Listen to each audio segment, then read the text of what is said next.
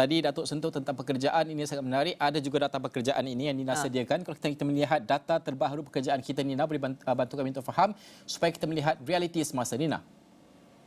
Baik, Najib dan Datuk Madli, sudah tentu apabila kita bercakap mengenai penduduk ni di dunia maupun Malaysia, sudah tentu kita mahu lihat apakah sumbangan mereka bukan hanya kepada iaitu persekitaran, tapi apakah sumbangan mereka kepada sosioekonomi. Dan sini kalau kita lihat daripada tenaga buruh iaitu pada bulan Mei 2023, untuk kita lihat bagaimanakah perbandingannya untuk bulan Mei tahun ini, perbandingan bulanan dan perbandingan tahunan.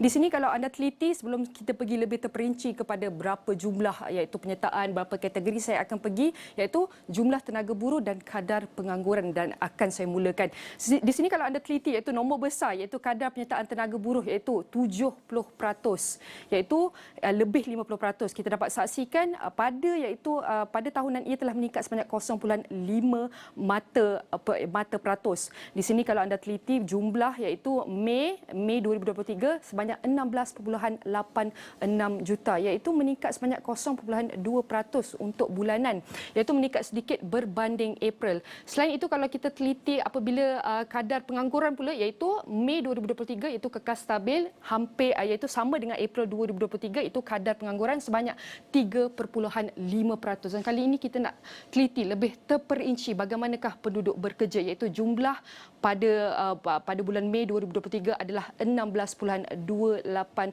juta, iaitu sedikit peningkatan daripada April 0.2%, manakala untuk Mei berbanding Mei tahun 2022 iaitu meningkat sebanyak 2.4%.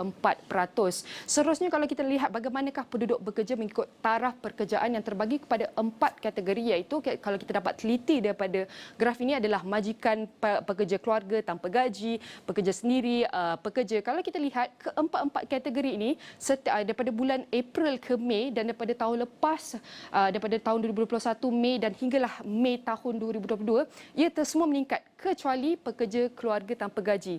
Untuk Mei tahun ini ia telah menurun sebanyak 2.8%, dan antara komposisi yang paling tinggi penduduk bekerja dirangkumi oleh pekerja iaitu sebanyak 75.5%, diikuti juga dengan bekerja sendiri sebanyak 18%. Dan apabila kita melihat tadi jumlah pengangguran, kita dapat lihat kadar adalah 3.5%, tapi kalau kita nak lihat jumlah adalah pada bulan Mei sebanyak 584.6 ribu. Peningkatan iaitu penurunan 0.4% berbanding April, iaitu yang telah mencatatkan lebih kurang 586.9 ribu. Dan kalau kita lihat bagaimanakah penganggur aktif dengan penganggur tidak aktif, di sini penganggur aktif adalah lebih tinggi daripada penganggur tidak aktif, di mana ia telah mencatatkan 80.5%, iaitu sebanyak 470.4 ribu pada Mei 2023.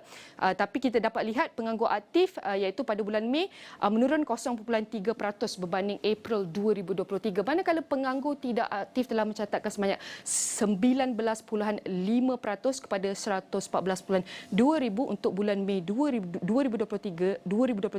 Ia telah menurun berbanding April. Tapi kalau kita nak buat perbandingan penganggur tidak aktif pada secara tahunan Mei 2021 sehinggalah Mei 2022, ia telah meningkat penganggur tidak aktif kepada 10.1%.